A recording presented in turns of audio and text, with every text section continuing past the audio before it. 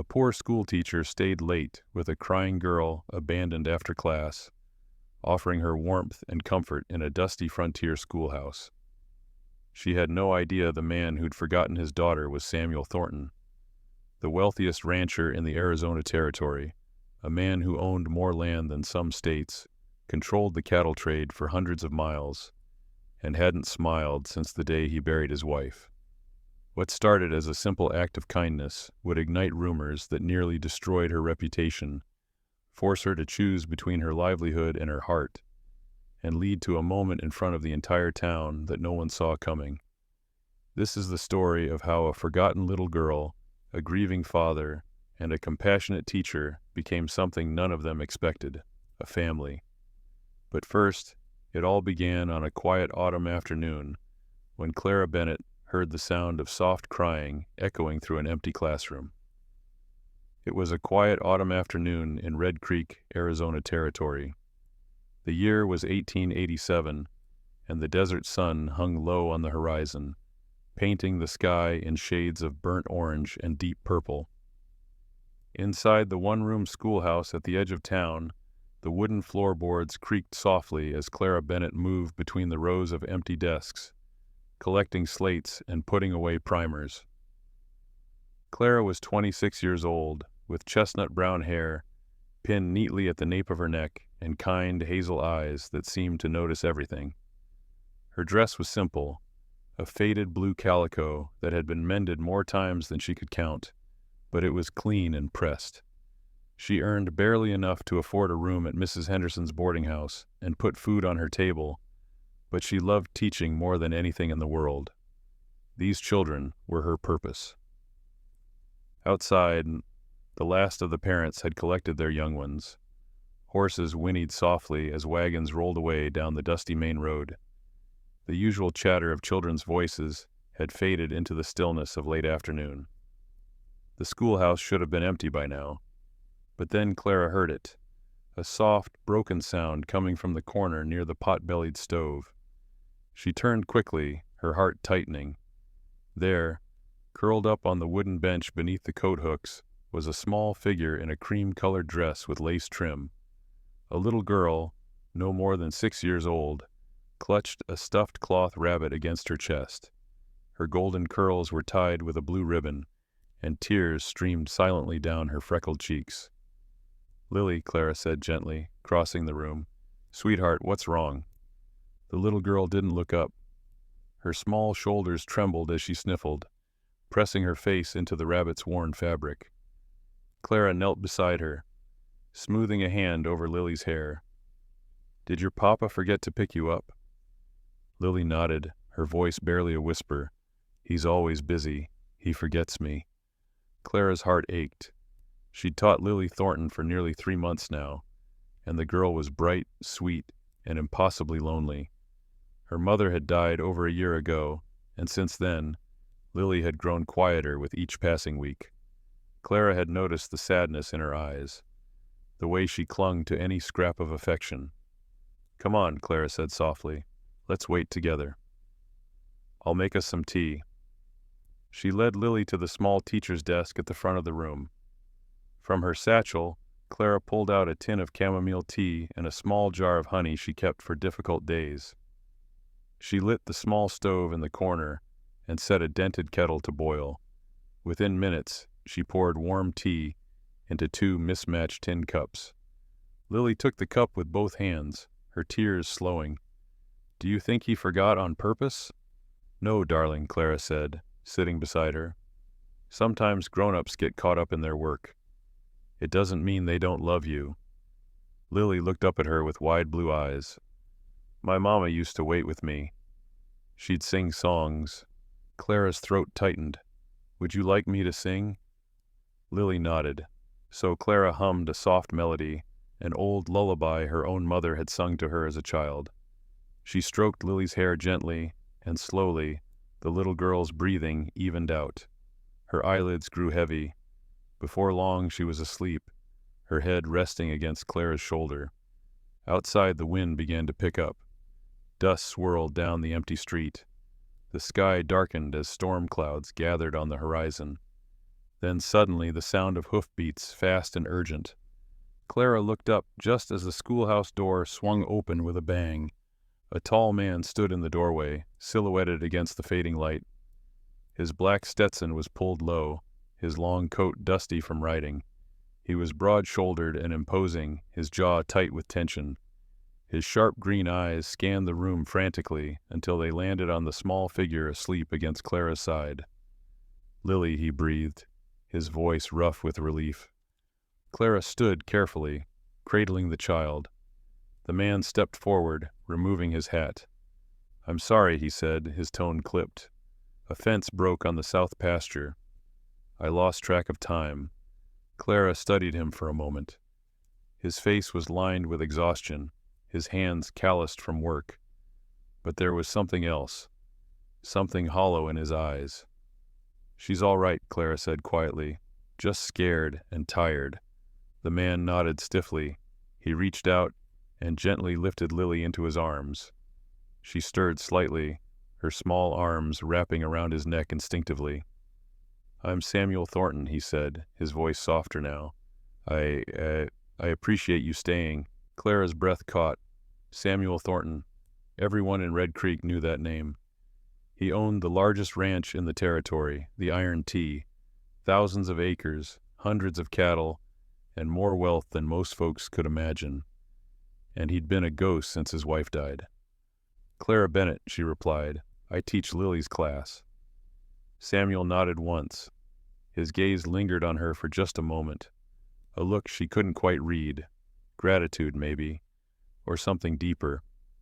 Then, without another word, he turned and carried his daughter out into the gathering storm.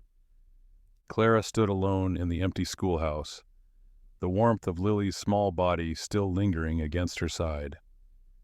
And though she didn't know it yet, everything had just changed.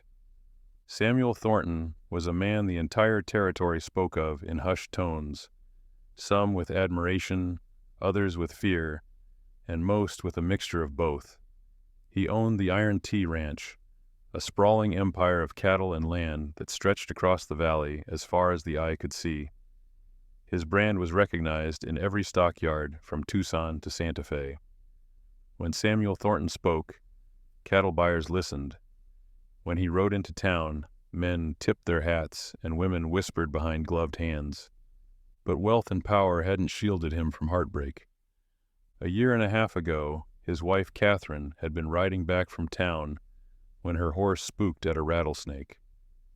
She was thrown from the saddle, her neck breaking instantly.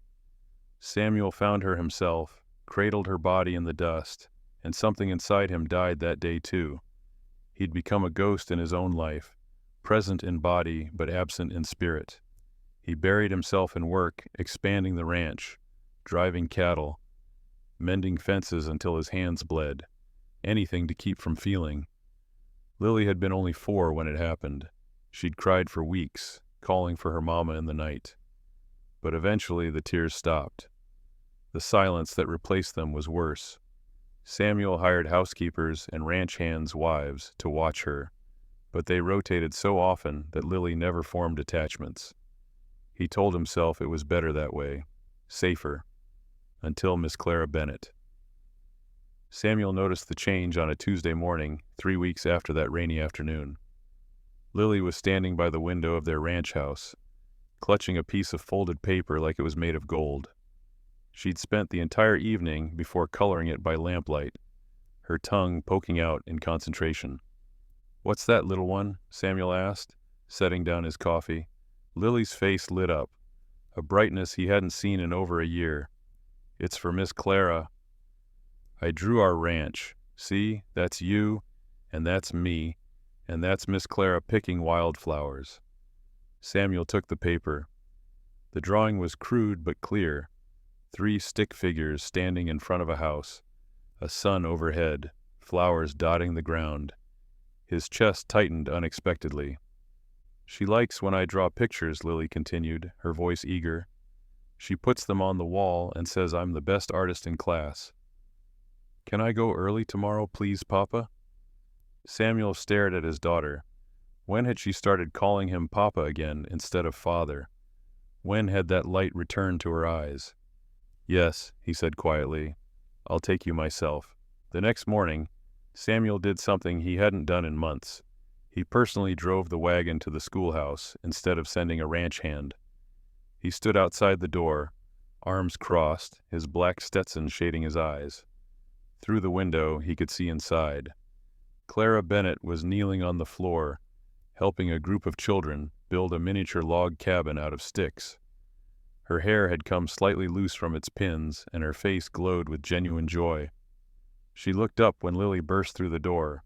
Miss Clara, I made something for you." Clara's face broke into a radiant smile. "Oh, Lily, let me see." Lily handed over the drawing with both hands, bouncing on her toes.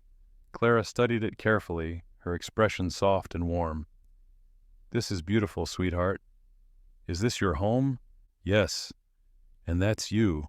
Papa says maybe you can visit sometime." Samuel's jaw tightened. He hadn't said that, but he also hadn't corrected her. Clara looked up then and spotted him standing in the doorway. Their eyes met. For a moment, something passed between them, unspoken, uncertain, but undeniably there. "Mr. Thornton," Clara said, standing and smoothing her skirt.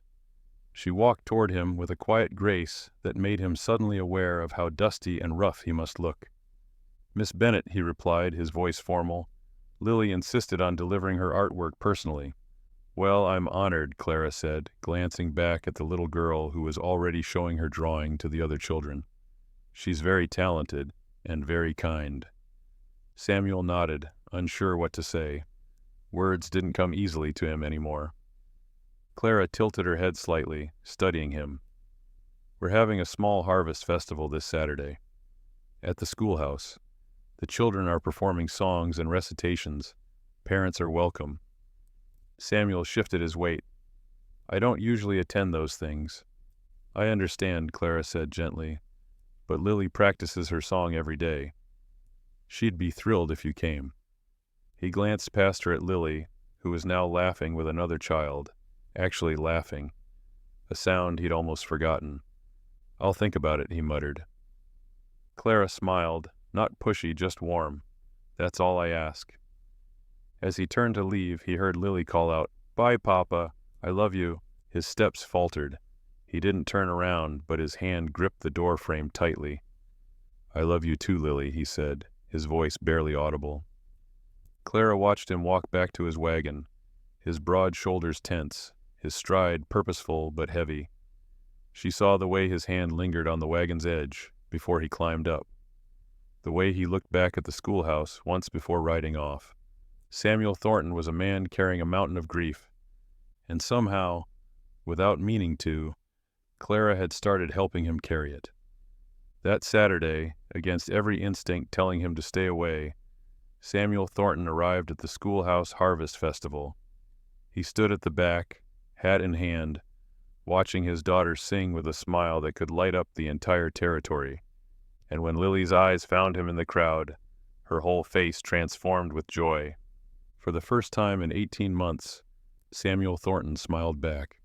The harvest festival was held in the golden light of late afternoon, with hay bales arranged in a semicircle and colorful paper decorations strung between the schoolhouse posts.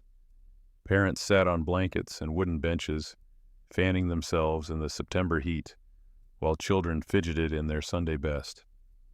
Samuel stood at the back, leaning against a cottonwood tree, arms crossed. He told himself he was only staying for Lily's performance. Then he'd leave. He had cattle to count, fences to inspect, 1,000 things that needed his attention. But when Lily stepped forward with the other children and began singing Red River Valley in her small, clear voice, something inside him cracked. She looked so much like Catherine, the same golden curls, the same blue eyes, the same tilt of her head when she concentrated. For a moment, the grief was so sharp he nearly turned and walked away. Then Lily's eyes found his. She smiled, bright and genuine, and kept singing. Samuel stayed rooted to the spot. When the song ended, parents applauded. Lily ran straight to Clara, who knelt down and embraced her warmly. You were wonderful, sweetheart. I'm so proud of you. Did you see Papa? Lily asked breathlessly. He came. He really came. Clara looked up, her gaze finding Samuel across the yard. She smiled gently and nodded toward him. Lily turned and sprinted toward her father, her little boots kicking up dust. She crashed into his legs, wrapping her arms around his knees. Papa, did you hear me sing? Samuel's hand came down to rest on her head, his touch careful, as if she might break. I did. You were perfect, Lily. She beamed up at him. Miss Clara taught us the harmony. Can we stay for the pie? He hesitated. Being here, surrounded by families, by laughter and warmth, it felt like stepping into a life that no longer belonged to him. But Lily's hopeful face was impossible to refuse. Just for a little while, he said quietly. They sat together on a blanket Clara had spread beneath the cottonwood tree. She'd brought a basket with cornbread, cold chicken, and 2 slices of apple pie. Lily chattered endlessly about school, about her friends, about the spelling bee next month. Samuel listened, his responses brief but present. Clara sat nearby, occasionally joining the conversation, her presence steady and unobtrusive. At one point, Lily ran off to play with the other children. Samuel watched her go, his jaw tight. She's happy, Clara said softly, breaking the silence. Samuel didn't look at her. She wasn't. For a long time. Children are resilient, Clara replied, but they need to know they're not alone. He turned to face her then, his green eyes shadowed with something raw. Her mother died 1.5 years ago, thrown from a horse. I found her lying in the dirt, already gone. Clara's breath caught. I'm so sorry. Lily cried for weeks. I didn't know how to help her. I didn't know how to help myself. His voice was low, strained. So I worked. I built fences, moved cattle, expanded the ranch. I thought if I stayed busy enough, it wouldn't hurt so much. And did it work? Clara asked gently. Samuel let out a bitter laugh. No, it just made me realize how empty my house was. Clara looked down at her hands, folded in her lap.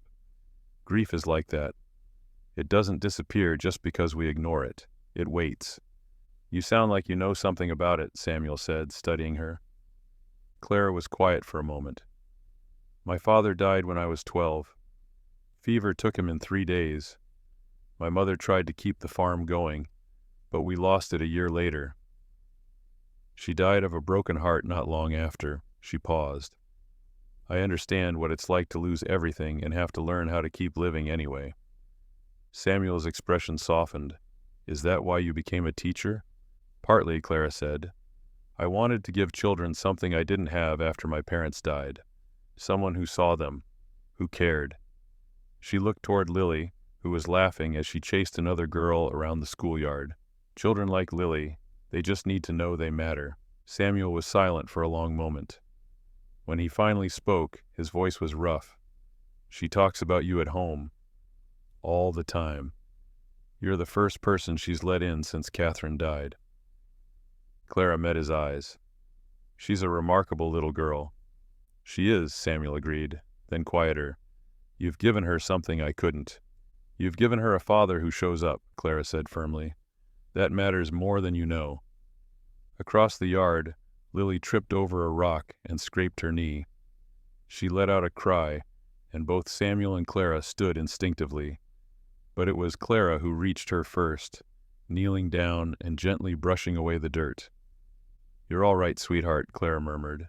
Just a little scrape. Let's clean it up.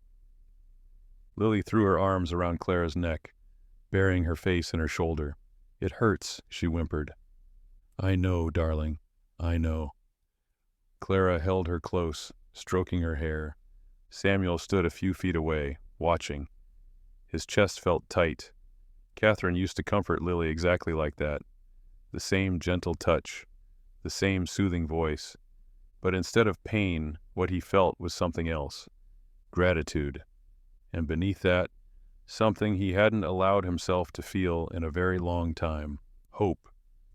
The weeks that followed unfolded slowly, like the careful turning of pages in a well-worn book. Samuel began doing something he hadn't done in over a year. He started coming into town more often, not just for supplies or business, but to pick up Lily from school himself. The first few times, he simply nodded to Clara from the doorway, tipped his hat, and left with Lily in tow. But gradually the exchanges grew longer. "How was she today?" he'd ask, standing in the threshold with his hat in his hands. "Wonderful," Clara would reply with a warm smile. "She's reading above her level now, and her arithmetic is improving every day." Samuel would nod, a flicker of pride crossing his features. "She gets that from her mother." Catherine was sharp with numbers. It was the first time he'd spoken Catherine's name aloud to anyone outside the ranch in months. Clara noticed but didn't press.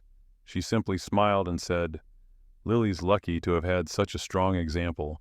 One crisp October afternoon, Lily came running up to Clara's desk with a handful of wildflowers she'd picked during recess. Desert marigolds and purple asters, slightly wilted but cheerful. "These are for you, Miss Clara," Lily announced proudly. Clara accepted them with genuine delight. "They're beautiful, Lily. Thank you." "Papa says when you give someone flowers, it means you care about them," Lily said matter-of-factly. "I care about you very much." Clara's eyes glistened. She knelt down and pulled Lily into a gentle embrace. "I care about you too, sweetheart, very much." When Samuel arrived that afternoon, Clara was pressing the flowers between the pages of her grammar book. He noticed immediately. "Lily's gift?" he asked. "Yes," Clara said, looking up. "I'll treasure them." Something shifted in Samuel's expression, a softening around his eyes. "She doesn't give flowers to just anyone." "Then I'm honored," Clara replied quietly. For a moment, they simply looked at each other. The late afternoon sun streamed through the schoolhouse windows, casting golden light across the worn wooden floor. Outside, Lily was showing another child how to skip stones she'd collected. "Would you," Samuel began, then stopped, clearing his throat. "Would you like to come out to the ranch sometime for Sunday dinner?" Lily's been asking. Clara's heart skipped. "I wouldn't want to impose." "You wouldn't be," Samuel said quickly. "Our housekeeper, Mrs. Rodriguez, makes enough food to feed half the territory, and Lily would be thrilled." Clara smiled. "Then I'd be delighted." That Sunday, Clara borrowed a horse from the livery and rode out to the Iron Tea Ranch. The property was even more impressive than she'd imagined. Endless rolling hills dotted with cattle, sturdy corrals, a large ranch house with a wraparound porch, and bunkhouses for the ranch hands in the distance. Lily was waiting on the porch steps and came running the moment she spotted Clara. "You came! You really came!" Samuel emerged from the barn, wiping his hands on a cloth. He'd cleaned up, fresh shirt, hair combed back, boots polished. Clara noticed, and something warm bloomed in her chest. "Welcome to the Iron Tea," Samuel said, a hint of pride in his voice. Dinner was simple but delicious. Roasted chicken, potatoes, fresh bread, and apple cobbler. Mrs. Rodriguez, a kind woman in her 50s, fussed over Clara like she was family. Lily sat between Clara and Samuel, chattering about everything and nothing.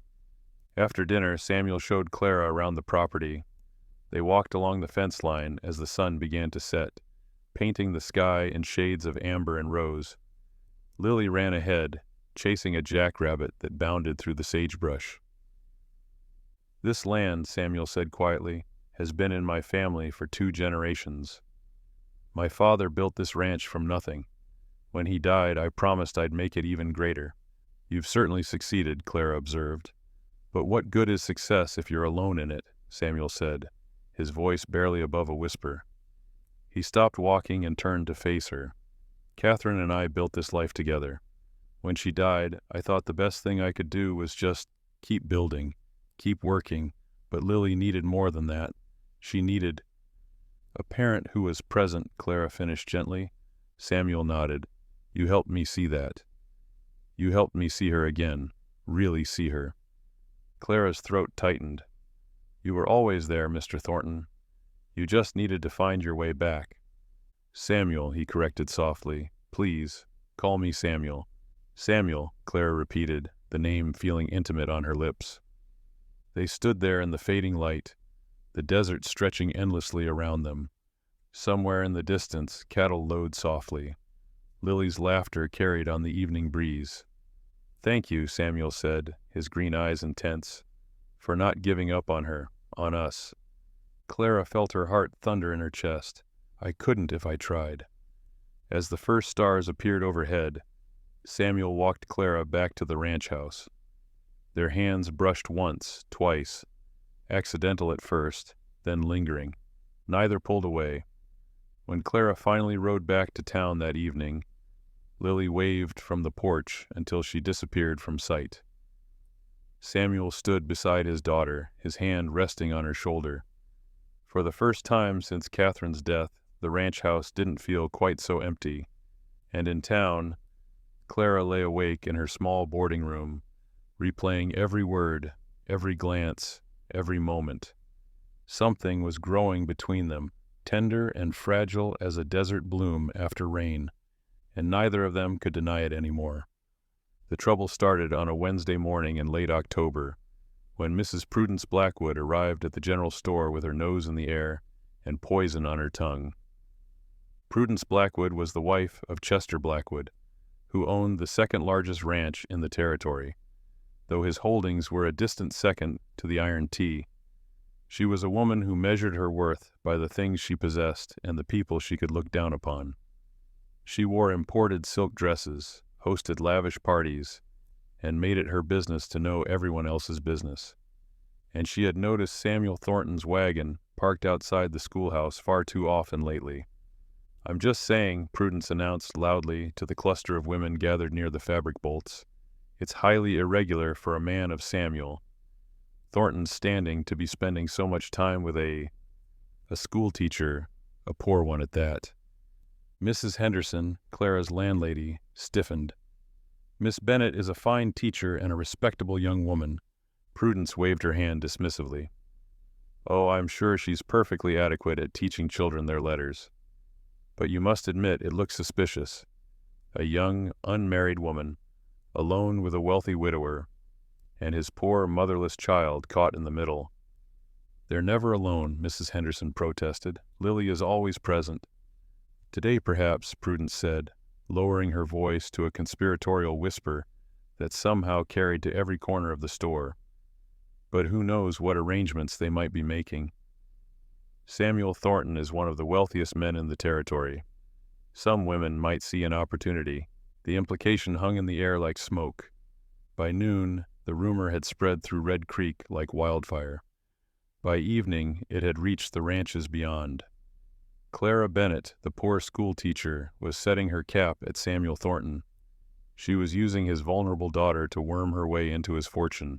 She was inappropriate, calculating, a gold digger. Clara first heard the whispers on Thursday afternoon when she went to the general store for supplies. The conversation died the moment she entered. Women who usually greeted her warmly suddenly found their shopping very interesting. The store owner was polite but distant. Clara's cheeks burned as she paid for her flour and sugar. She walked back to the boarding house with her head high, but her hands trembled. That evening, Mrs. Henderson knocked on her door. Don't you listen to those vipers, the older woman said firmly. Anyone with eyes can see you're a good woman. But Clara couldn't sleep that night. She stared at the ceiling, wondering if she should step back, create distance between herself and the Thorntons. The last thing she wanted was to damage Lily or Samuel's reputation. On Friday, things got worse. 3 sets of parents withdrew their children from Clara's class. They were polite but firm. We think it's best, one father said, not meeting her eyes. Given the circumstances, Clara felt sick. She'd worked so hard to build trust in this community, and now, because she'd shown kindness to a lonely child, it was crumbling around her. Samuel noticed something was wrong when he came to pick up Lily that afternoon. Clara's usual warmth was guarded. She barely met his eyes. Is everything all right, we out? He asked. Fine, Clara said quickly, too quickly. Lily had a wonderful day. Samuel frowned, but didn't press. Lily hugged Clara goodbye as always, but Clara's smile didn't quite reach her eyes. It was Lily who told him. That evening, as Samuel tucked her into bed, she said quietly, "Emily's mama said Emily can't sit next to me anymore. She said her mama thinks Miss Clara is bad." Samuel went very still. "What?" "She said Miss Clara is trying to trick you because you're rich," Lily continued, her voice small. "But that's not true, is it, Papa? Miss Clara is good. She's my favorite person besides you." Samuel's jaw clenched so hard it ached. "Miss Clara is very good, Lily, and anyone who says otherwise is wrong." But after Lily fell asleep, Samuel paced his study, fury building in his chest. He knew exactly where these rumors originated. Prudence Blackwood had been trying to match him with her niece for months. When he'd shown no interest, she'd grown spiteful. The next morning, Samuel rode into town with purpose. He went straight to Clara's boarding house and knocked firmly on the door. Mrs. Henderson answered. "Mr. Thornton, she's not receiving visitors today." "I need to speak with her," Samuel said. "Please." Clara appeared at the top of the stairs. Still in her simple day dress, her hair unpinned. She looked tired, defeated. "Samuel, you shouldn't be here," she said softly. "You're only making it worse." "Making what worse?" he demanded.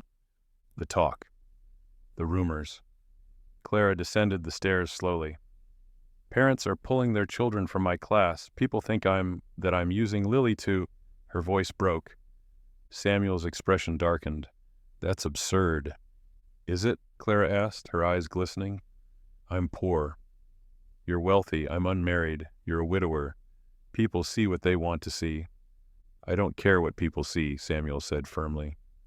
"But I do," Clara whispered. "I care about my reputation. I care about my position, and I care about Lily.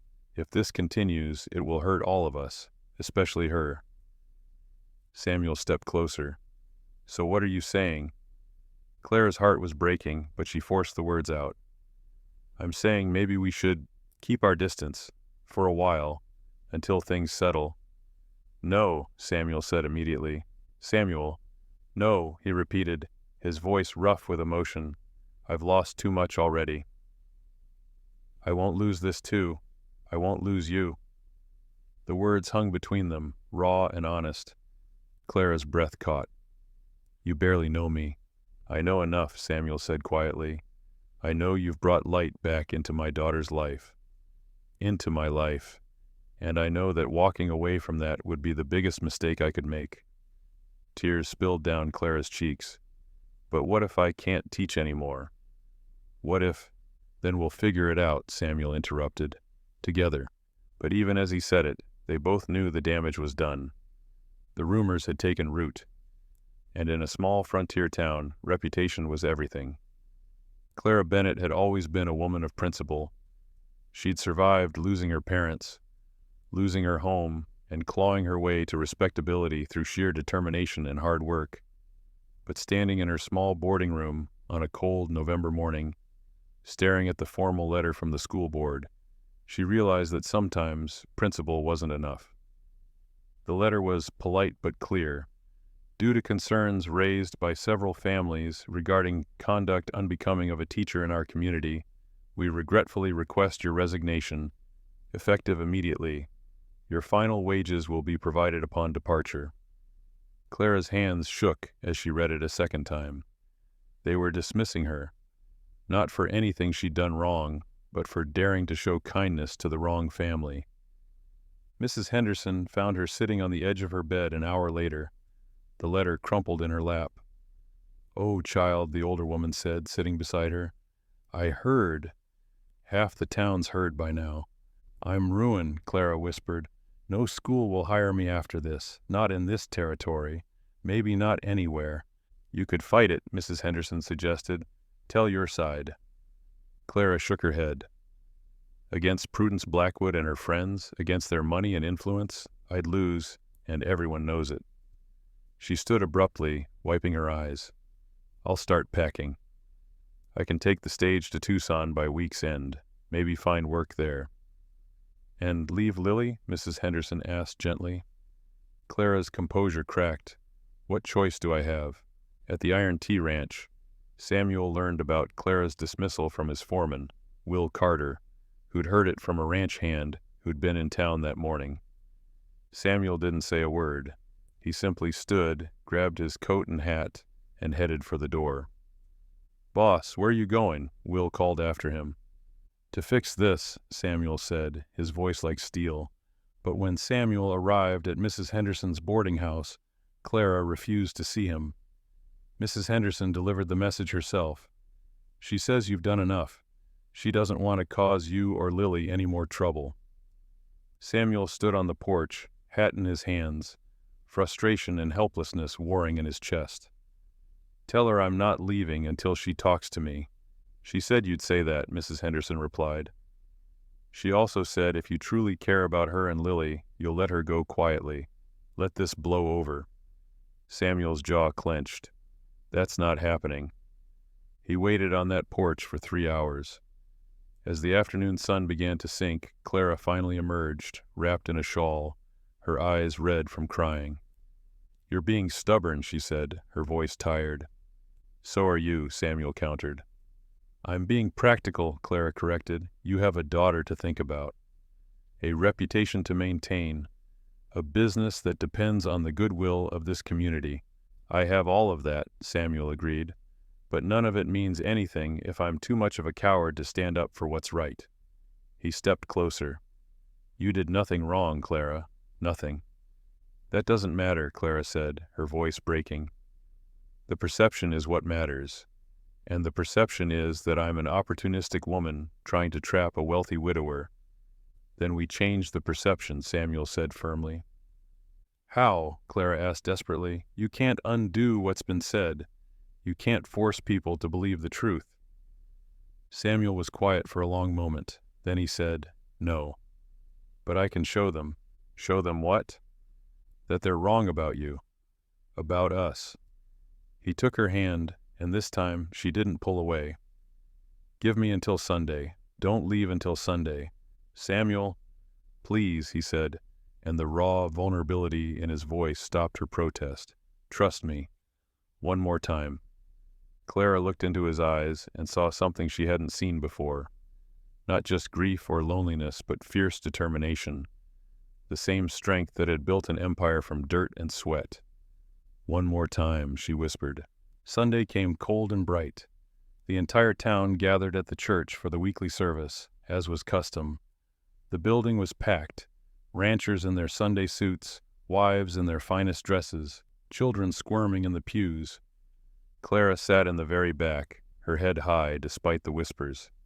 She wore her best dress, a simple green cotton that had been her mother's, and kept her hands folded tightly in her lap. Samuel and Lily sat in their usual pew near the front. He'd barely heard a word of Reverend Michael's sermon. His mind was fixed on what came next. When the Reverend finally concluded and opened the floor for community announcements, Samuel stood. The church went silent. He stepped into the aisle, removed his hat, and turned to face the congregation. Lily looked up at him with wide eyes. "I have something to say," Samuel began, his voice carrying through the wooden building, "and I need all of you to hear it." Prudence Blackwood sat 3 rows back, her fan fluttering nervously. Several men shifted uncomfortably. "For the past 18 months, I've been a ghost," Samuel continued. "I buried my wife, and I buried myself along with her.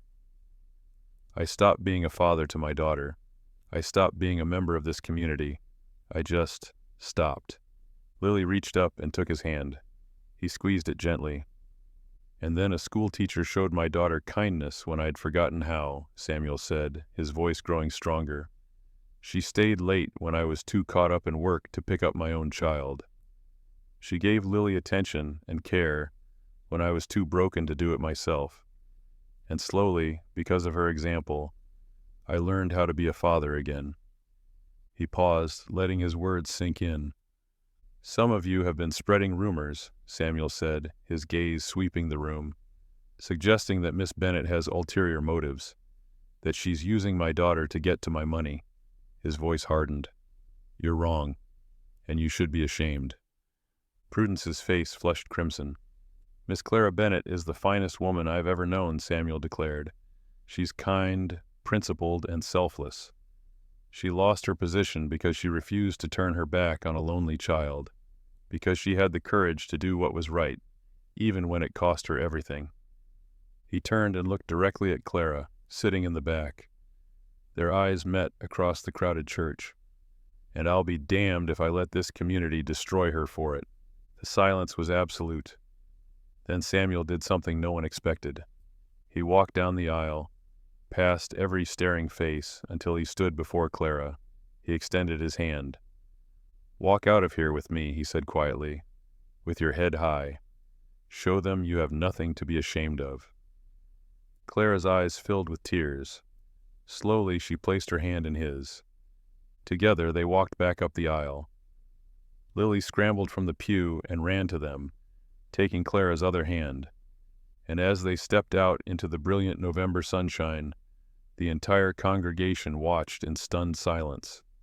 Samuel Thornton had made his choice, and he'd made it publicly. The Monday following Samuel's declaration in church, something unexpected happened in Red Creek. People started talking. But this time the conversation had shifted. At the general store, Mrs. Henderson loudly praised Clara's teaching to anyone who would listen. My niece learned to read in 3 months under Miss Bennet's instruction. 3 months. The girl's a natural educator, and this town was lucky to have her. At the saloon, several ranch hands from the Iron T made it known that any man speaking ill of Miss Bennet would answer to them personally. Word spread quickly. Samuel Thornton's loyalty was not something to be taken lightly. Even Reverend Michaels addressed the congregation the following Sunday, speaking on the sin of bearing false witness and the importance of protecting the innocent from gossip's poisoned tongue. His eyes lingered meaningfully on Prudence Blackwood, who sat rigid in her pew, her fan working furiously.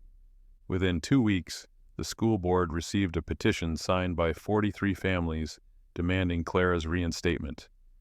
Samuel Thornton's name was first on the list, written in bold, decisive strokes.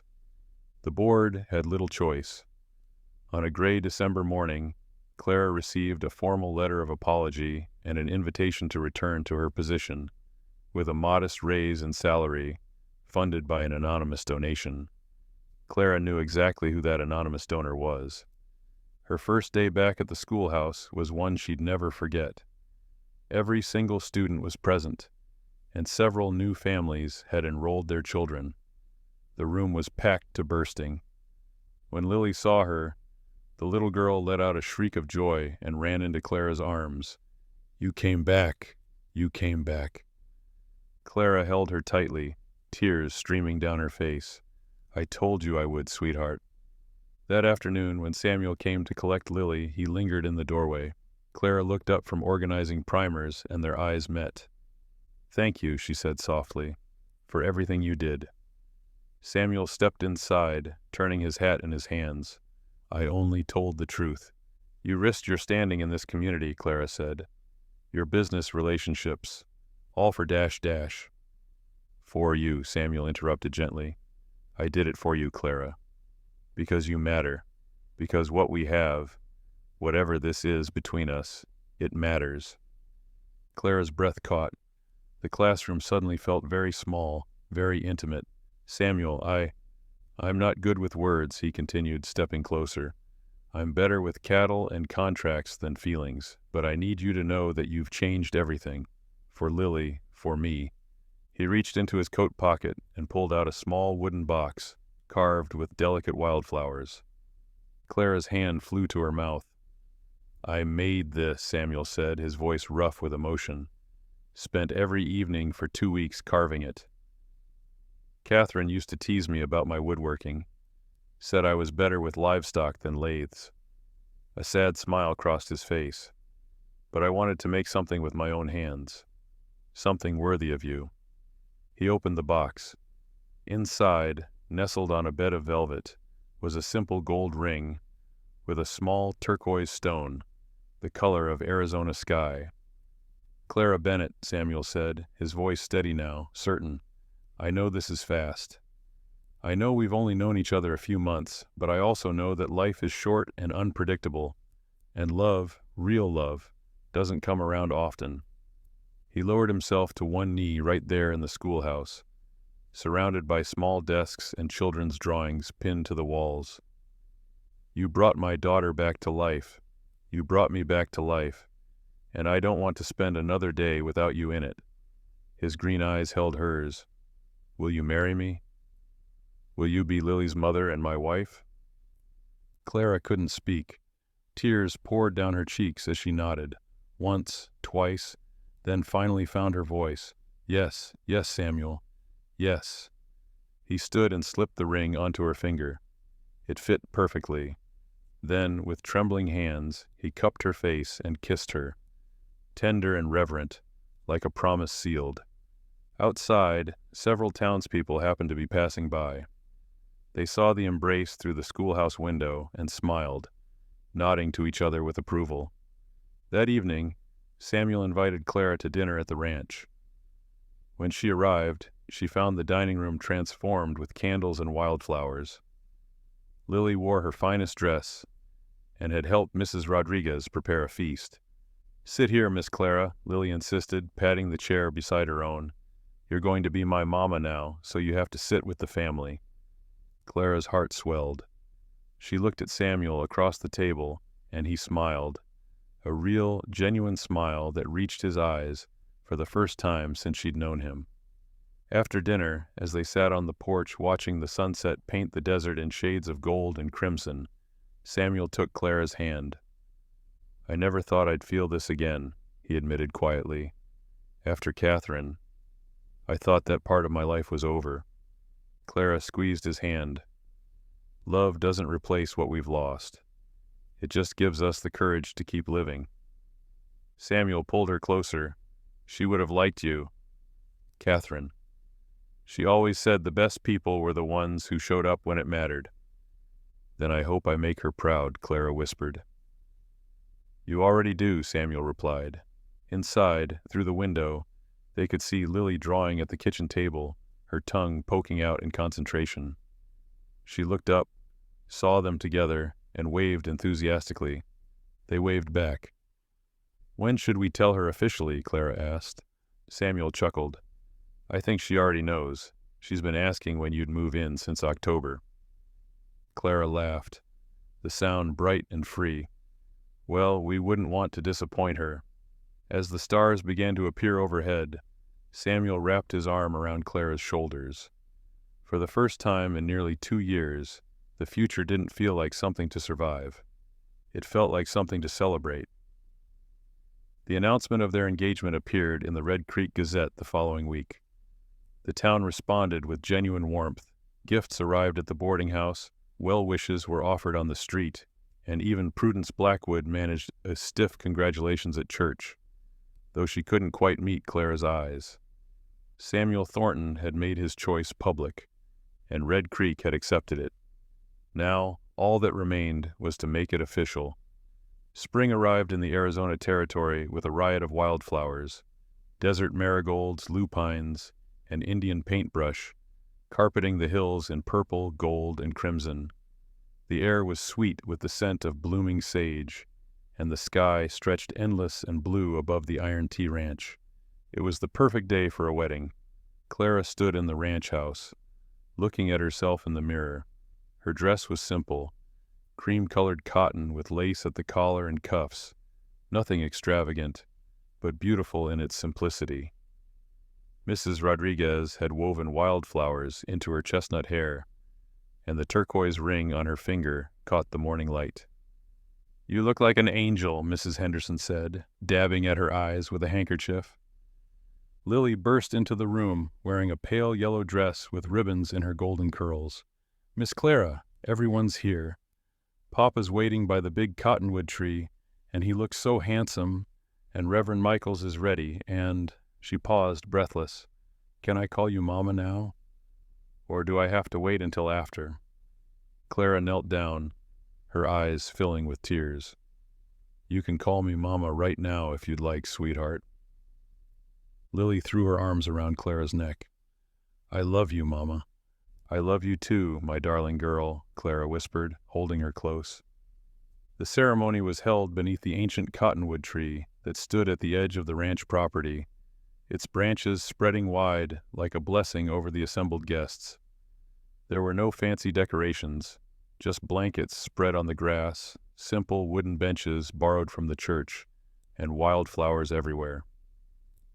The guests were a mixture of ranch hands, townspeople, students and their families, and even a few neighboring ranchers, including, surprisingly, Chester Blackwood.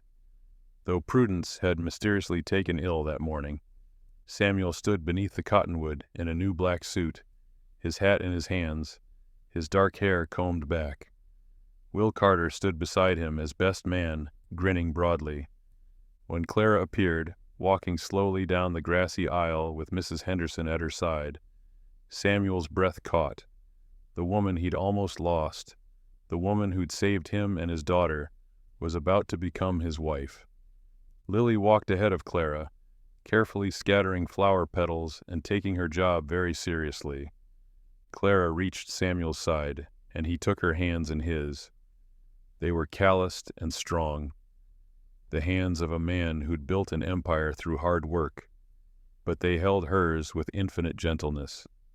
Reverend Michaels cleared his throat and began, "Dearly beloved, we are gathered here in the sight of God and this community to join Samuel Thornton and Clara Bennett in holy matrimony."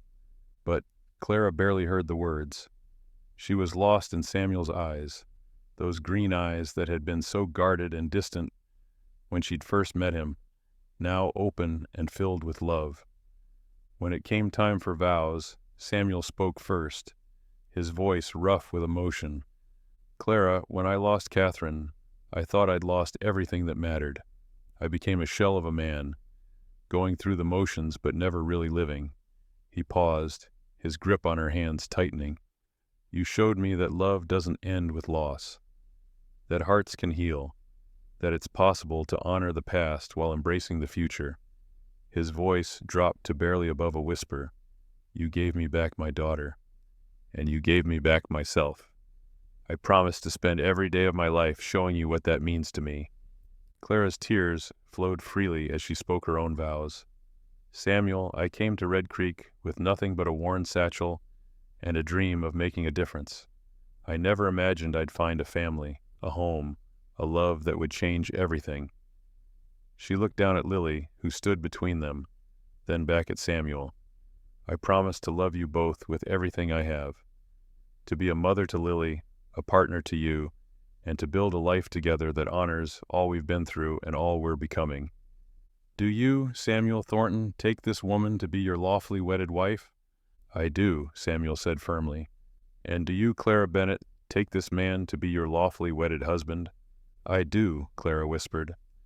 "Then by the power vested in me, I now pronounce you husband and wife. Samuel, you may kiss your bride." Samuel cupped Clara's face in his hands and kissed her tenderly as the assembled guests erupted in cheers and applause.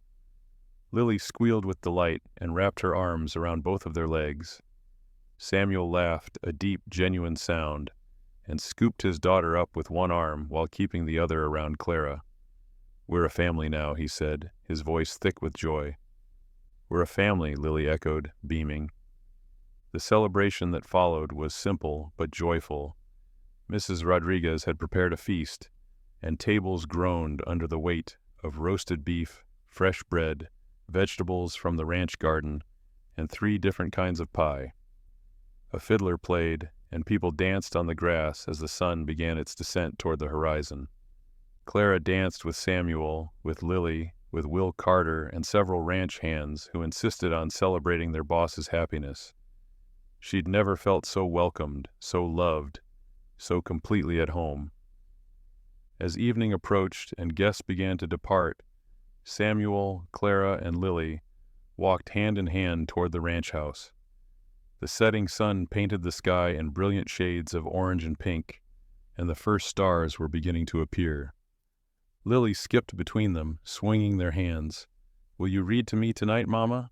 Papa can too. We can all read together." "Of course, sweetheart," Clara said, her heart full to bursting. At the porch steps, Samuel paused and looked back across his land, the rolling hills, the grazing cattle, the vast expanse of territory he'd worked so hard to build. But none of it compared to what he held in his arms now. "Thank you," he said quietly to Clara. "For what?" "For not giving up. On me. On us." He pulled her close. Lily nestled between them. "For teaching me that the bravest thing a man can do isn't building an empire. It's opening his heart again." Clara reached up and kissed him softly. "We saved each other, Samuel. That's what love does." They went inside together, the three of them, into the warm glow of lamplight and the promise of 1,000 tomorrows. And in that moment, under the vast Arizona sky, a teacher, a rancher, and a little girl who'd brought them together became exactly what they were always meant to be: a family, whole, healed, and finally, truly home.